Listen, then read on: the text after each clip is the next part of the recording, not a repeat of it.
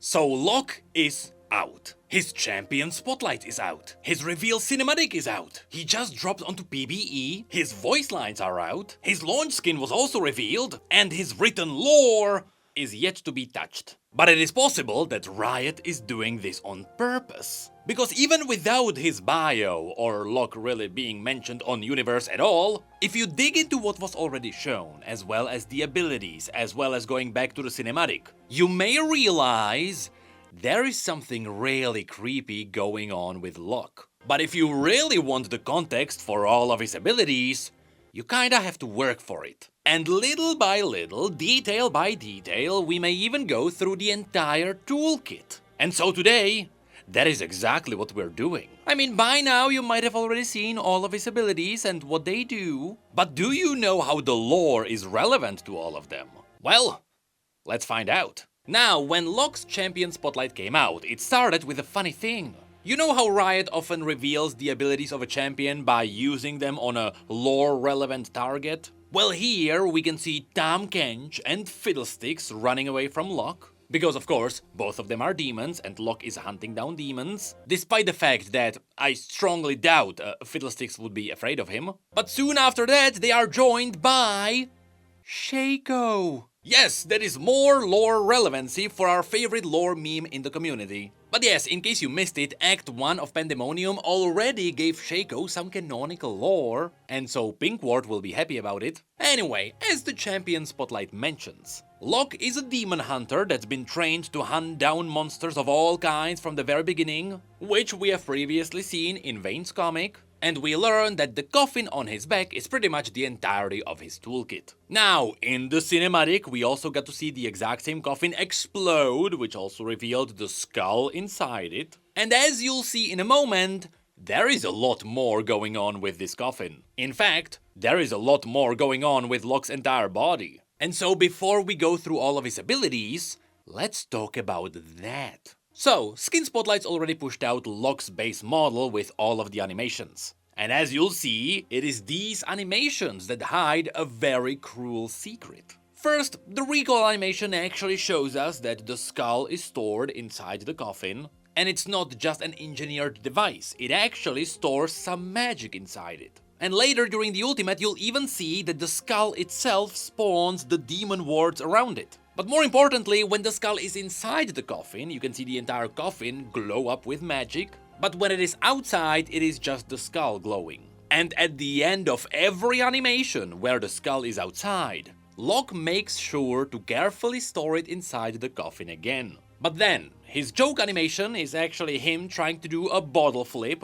with one of the nails. This does have two outcomes: either the animation fails and he is sad, or there is a chance it succeeds and he celebrates. So yes, this champion is aiming for the generation that might appreciate the controller support. After which the taunt just makes him flip the nails, and his dance is actually a reference to Dante's dance from Devil May Cry. And that's where you might notice an interesting detail. Throughout all of these animations, and especially the home guard, you can see ashes flying off of his body, which may make you wonder, why is Locke called the Ashen Exorcist? Well, if you have a look at his model, and a massive praise to the Kadajin model viewer who already pumped out his model there, you can see that starting from his fancy shoes and the bottom of the coat, Locke is actually slowly crumbling to dust. Meaning that it is likely that this is the reason why Locke has the tattoos on his body.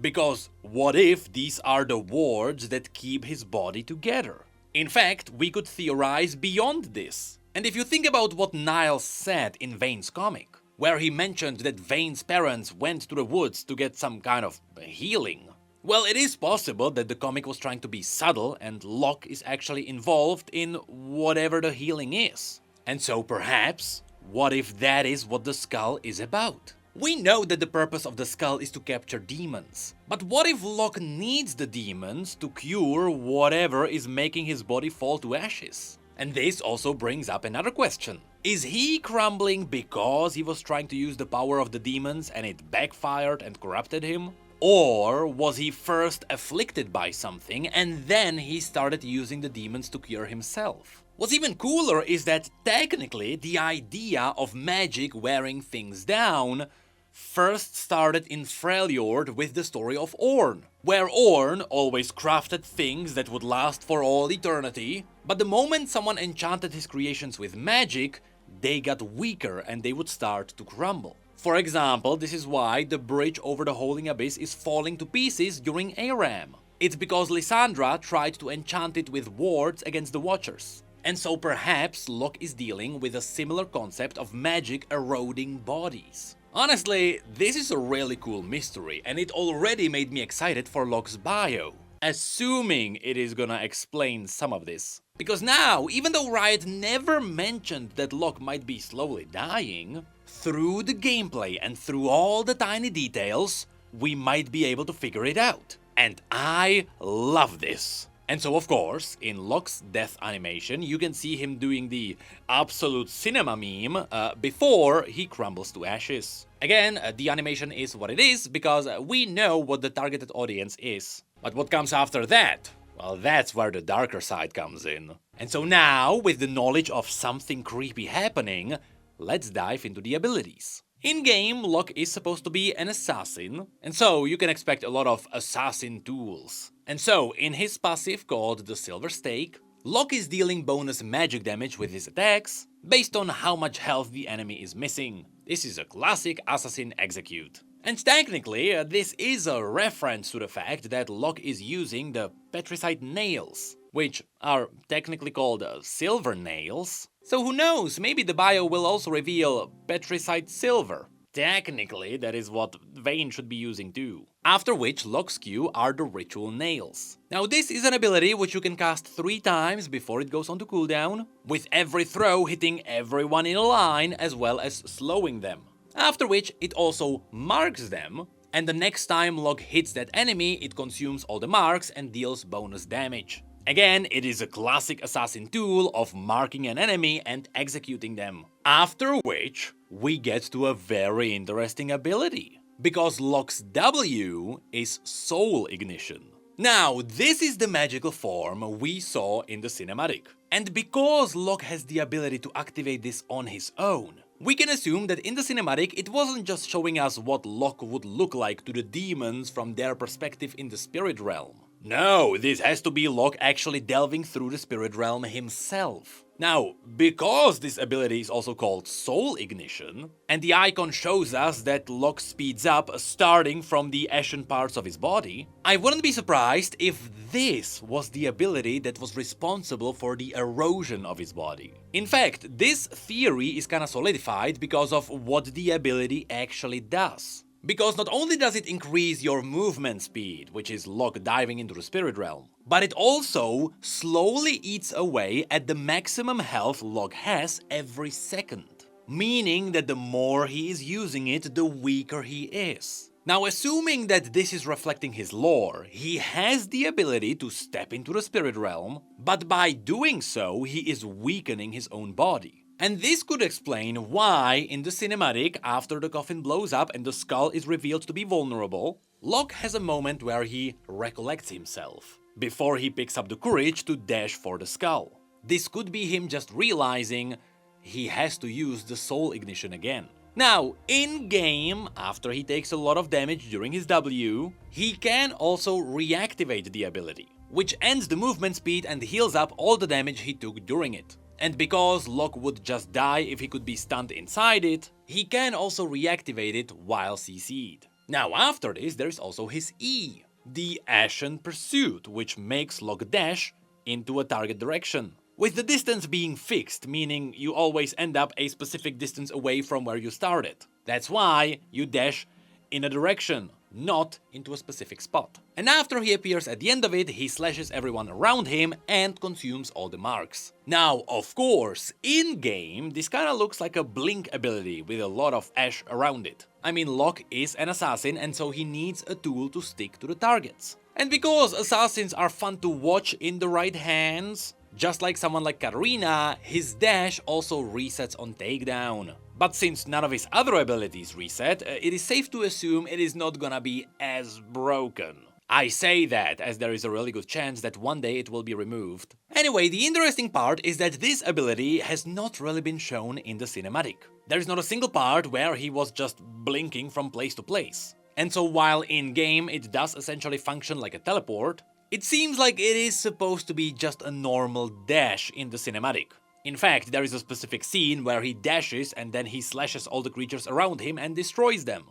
I'm gonna assume that's where this ability is referenced. But that finally takes us to the ultimate, which is the Purgatory. Now, in the champion spotlight, it was mentioned that he throws out his totem. But we can all agree it is way cooler if we just call it a skull. And so, Locke throws out the skull, just like how it happens in the cinematic, and it acts like a grenade that explodes with nails that damages all the enemies around it, after which it slows them and it marks the spirits of all the enemies. After this, they are tagged by the skull, and for the next few seconds, the skull will attempt to consume their soul. And should the enemy's health fall below a specific threshold, the skull will execute them, it will suck in their soul, and it will imprison them inside. Once again, this is exactly what we saw in the cinematic, where the skull imprisoned Vayne's demon.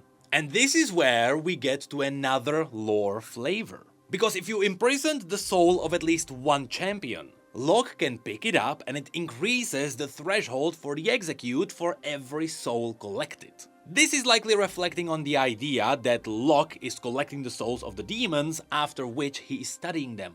Or perhaps it is just making the skull more powerful. I'm still waiting for the bio. Also in-game, just keep in mind that the enemy's souls are always tagged upon impact. It doesn't matter how far you run away from the skull, once you are tagged, all you can do is try and survive until it is over. You can't run away. Maybe that's a reference to how Illaoi does it with her test of souls. Which is where we get to the last piece of flavor that Locke has. You see, if you focus on the animations where Locke throws out the skull, you can see that he always flings it out of the coffin. Now once again, in the cinematic it was shown that the skull is inside it. But what is awesome is that we already saw the concepts of the coffin, where you can see how the entire system works. And here you can see that the skull is supposed to sit at the top of the coffin, meaning that when in the cinematic he is priming the coffin with the nails, he was actually priming up the skull inside it. Also, among the ritual nails and the pins for the skull, you can see the coffin also has some healing equipment, such as potions or herbs. I wonder if those are used to heal his own condition. Or perhaps he's using these to help all the afflicted people he finds on his adventures. Though I have to say,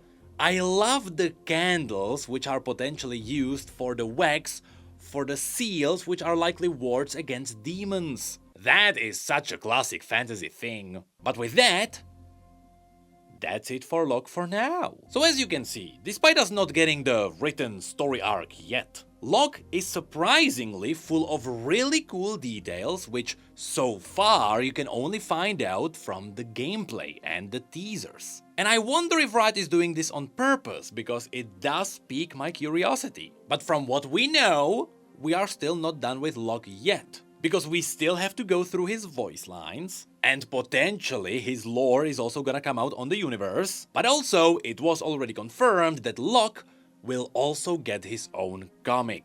Once again, these comics are doing wonders for the lore of League of Legends, and even though there is a lot of silence between them, I am still looking forward to it. Which means the lore is slowly healing, and I just wonder how long it's gonna last. Because Season 3 is likely gonna be the musical season, and so we can say goodbye to lore for a while.